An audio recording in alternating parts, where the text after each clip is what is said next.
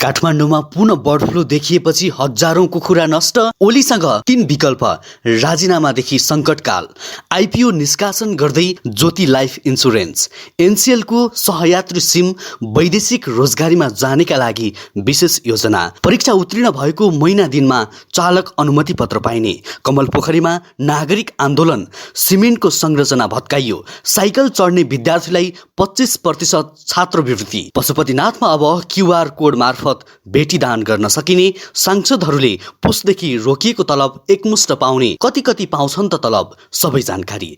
Comedy champion season 2 को औपचारिक घोषणा फागुन 21बाट प्रसारण हुने, विजेताले कार र 25 लाख नगद पुरस्कार प्राप्त गर्ने। दर्शकवृन्द नमस्कार, युट्युब च्यानल इन्फो खबरमा तपाईलाई हार्दिक स्वागत छ।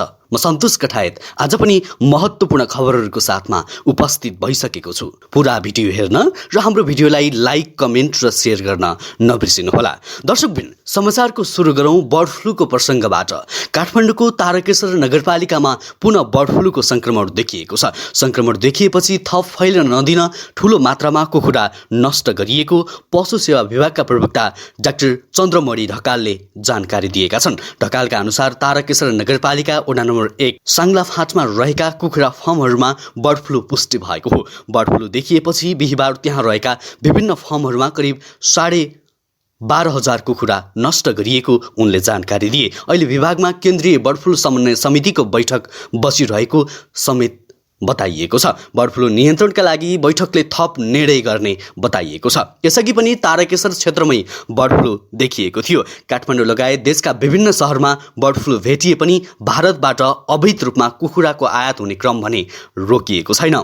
त्यसैगरी अब अर्को समाचार। सर्वोच्च अदालतले प्रधानमन्त्री केपी शर्मा ओलीको संविधान विघटनको निर्णय असंवैधानिक भनेर फैसला गरेपछि अब नयाँ सरकार गठनको लागि छलफल सुरु भएको छ। आन्दोलनरत नेकपाका प्रचण्ड नेपाल समूहले सरकार गठनको लागि सबै पार्टीका नेताहरूसँग छलफल सुरु गरेका हुन्। यसै क्रममा प्रचण्ड माधव नेपालले बुढा नीलकण्ठ पुगेर नेपाली कांग्रेसका सभापति शेरबहादुर देउवालाई भेटेर प्रधानमन्त्रीको अफर गरेको समाचार सार्वजनिक भएको छ।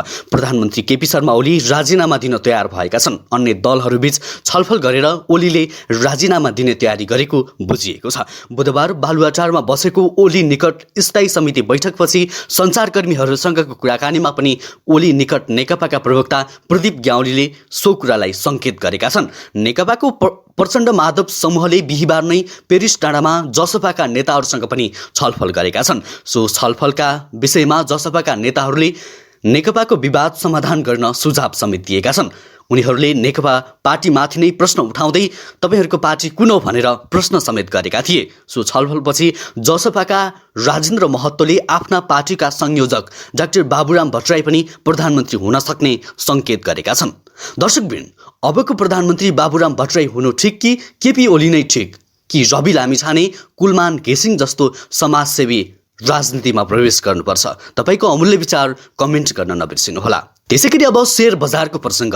ज्योति लाइफ इन्सुरेन्सले यही फागुन 23 गतेदेखि साधारण शेयर आइपिओ निष्कासन गर्ने भएको छ। कम्पनीले 100 का दरले 66 करोड बराबरको 66 लाख किता शेयर निष्कासन गर्न लागेको हो। तीमध्ये 5% अर्थात् 3,33,000 किता सामूहिक लगानी कोषलाई र 3,33,000 किता कर्मचारीहरूलाई सुरक्षित गरिएको छ। बाँकी रहेको 59,40,000 किताका लागि सर्वसाधारणले आवेदन दिन सक्नेछन्। लगानीकर्ताले न्यूनतम 10 किता र अधिकतम 66,000 कितासम्मका लागि आवेदन दिन सक्नेछन्। आइपिओका लागि फागुन 28 गतेसम्म आवेदन दिन सकिने आइपिओ निष्कासनका लागि एनएमबी क्यापिटल बिक्री प्रबन्धक रहेको छ। आइपिओ बिक्री तथा विवरण पश्चात कम्पनीको चुक्ता पुँजी रु 2 अर्ब 20 करोड पुग्नेछ। त्यसैगरी अब लाइसेन्सको प्रसङ्ग। सवारी चालक अनुमति पत्रका लागि फारम भर्नेको सङ्ख्या 5 लाख भन्दा बढी हुँदा यातायात व्यवस्था विभागले अनुमति पत्रको परीक्षा पास गरेका सेवाग्राहीलाई 1 महिनाभित्रमा अनुमति पत्र दिइसक्ने योजना बनाएको छ। ठूलो सङ्ख्यामा कार्ड छाप्ने उपकरण मास प्रिन्टरको प्रयोग गरेर एकै दिनमा धेरै सङ्ख्यामा अनुमति पत्र छाप्न सकिने विभागले जनाएको छ। अहिले तत्काल कार्ड स्टक थोरै सङ्ख्यामा भएकाले छाप्न नसकिने भए पनि नयाँ कार्ड आउन साथ अनुमति पत्र छपाई गरिनेछ। विभागले 14 लाख कार्ड खरिदका लागि प्रक्रिया अघि बढाएको निर्देशक रामचन्द्र पौडेलले बताउनुभयो। उहाँका अनुसार यी कार्डको खरिद गर्न लागेको कम्पनीले अहिले थोरै सङ्ख्यामा कार्ड नमुना परीक्षणका लागि समेत पठाइसकेको छ। यो ठिक छ भन्ने जानकारी दिएपछि केही समयमा नै कार्ड आउने उहाँले जानकारी दिनुभयो। उहाँले भन्नुभयो, हामीसँग थोरै कार्ड मात्र बाँकी रहेकाले थोरै छापिएको हो। नयाँ कार्ड आउन साथ धमाधम एकै दिनमा धेरै छपाई हुनेछ।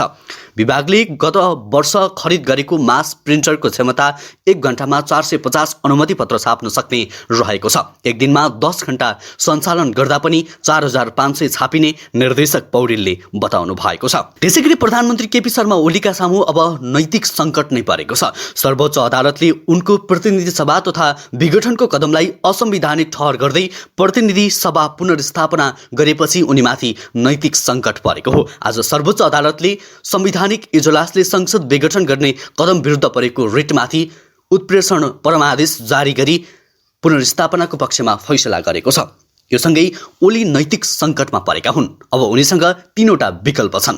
विकल्प नम्बर 1, प्रधानमन्त्री ओलीले आफूले चालेको कदम असंवैधानिक ठहर भएपछि नैतिकताका आधारमा राजीनामा दिनुपर्ने हुन सक्छ। विकल्प नम्बर 2, ओलीले प्रतिनिधि सभामा अविश्वासको प्रस्तावको सामना 13 दिनभित्र गर्नुपर्ने हुन्छ। प्रतिनिधि सभा यसअघि नै उनीहरू विरुद्धको अविश्वासको प्रस्ताव दर्ता छ। बहुमत जुटाउन नसके उनी स्वतः पदमुक्त हुनेछन्। बहुमत सिद्ध गरे उनी प्रधानमन्त्री रहिरहन्छन्। विकल्प नम्बर 3, ओलीले सङ्कटकालको सिफारिस गर्न सक्छन्। मन्त्री परिषद बैठक बसेर सङ्कटकालको सिफारिस गरी राष्ट्रपति समक्ष पेश गरेर घोषणा गर्न सक्छन्। यो उनको राजनीतिक जीवनमा अर्को जोखिम बन्न सक्छ। त्यसैगरी कमल पोखरीको मौलिकता मासेर कङ्क्रिट प्रयोग गरेको विरोधमा बृहत नागरिक आन्दोलनले विरोध जनाएका छन्। बृहत नागरिक आन्दोलनका सहभागीहरूले कमल पोखरी निर्माणका लागि काठमाडौँ महानगरपालिकाले निर्माण गरेको सिमेन्ट भत्काएका छन्। पोखरीमा कमल फुल्ने ठाउँमा सिमेन्टको संरचना बनाएर नक्कली कमल फुलाउन लागेको भन्दै नागरिकले विरोध प्रदर्शन गरेका हुन्। त्यसक्रममा प्रहरी आन्दोलनका सहभागीहरूको धकाला धकेल समेत भएको थियो। त्यसपछि उनीहरूले माटोको टीका लगाएर कमल पोखरी मास्न पाइँदैन, कमल पोखरी जनताको हो भन्दै नारा लगाएका थिए। उनीहरूले विकासका नाममा मौलिकता नमास्न आग्रह समेत गरेका छन्। यसअघि बृहत आन्दोलनहरूले शुक्रबार नै काठमाडौँको माइती घरमा प्रदर्शन गरेका थिए। त्यसक्रममा उनीहरूले काठमाडौँ उपत्यकामा मूलवासीहरूलाई विस्थापित गरी भइरहेको र सडक विस्तार रोक्नुपर्ने, मातृभाषा संरक्षण गर्नुपर्ने लगायतको माग राखेका थिए। त्यसैगरी अब अर्को समाचार। सुर्खेतको सिद्धपाइला क्याम्पसले साइकल चढ्ने विद्यार्थीलाई 25% छात्रवृत्ति दिने घोषणा गरेको छ।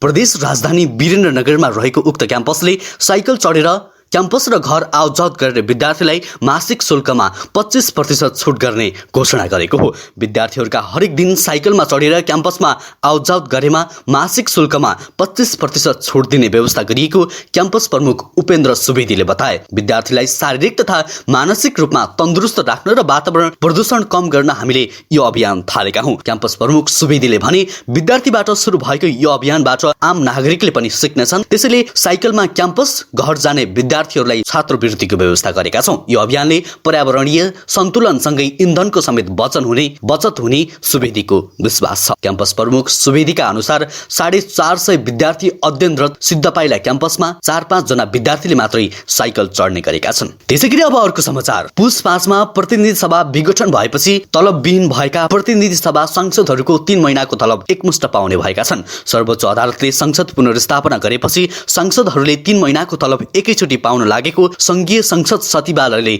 जनाएको छ। संघीय सचिवालयका अनुसार प्रतिनिधि सभाका सदस्य 3 का पीएलाई पुस, माघ र फागुन महिना गरी 3 महिनाको तलब एकमुष्ट रूपमा पठाउने तयारी गरिएको छ। 25 फागुन अगावै 3 महिनाको तलब संसदको खातामा पठाउने तयारी भइरहेको सचिवालयले जनाएको छ। सरकारी कर्मचारी सरह सांसदहरूको तलब 25 गते बैंक खातामा हाल्ने चलन रहेकाले पनि अब एकमुष्ट रूपमा 3 महिनाको तलब पठाउन लागिएको जनाइएको छ। प्रधानमन्त्री ओलीले पुस 5 मा प्रतिनिधि सभा विघटन गरेपछि सांसदहरू तलबविहीन भएका थिए। सांसदहरूले तलब कति पाउँदैछन् त? हाल सांसदहरूको तलब मासिक 55,230 रुपैयाँ छ। प्रमुख प्रतिपक्षी दलका नेता, समितिका सभापति र दलका सचेतक लगायतको भने सांसदको भन्दा बढी छ।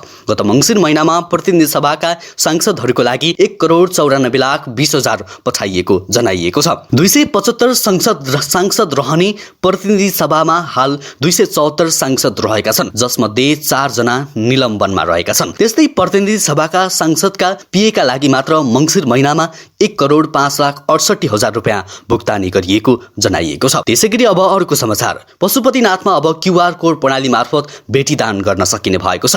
पशुपतिनाथ मन्दिरको दक्षिण प्रवेशद्वार, जुत्ता चप्पल कक्ष, महास्नान घर अघि मूल मन्दिर परिसरमा राखिएको क्यूआर कोड मार्फत भेटीदान गर्न सकिनेछ। यहाँका लागि 3 स्थानमा यन्त्र समेत राखिएको छ। त्यहाँ राखिएका कोड मोबाइल उपयोग गरी अनलाइन पे सिस्टमबाट बैंकमा रहेको पशुपति क्षेत्र विकास कोषको खातामा दान गर्न सकिनेछ। क्यूआर कोड प्रणालीबाट भेटीदान दिँदा दुरुपयोग हुने सम्भावना हट्ने बताइएको छ।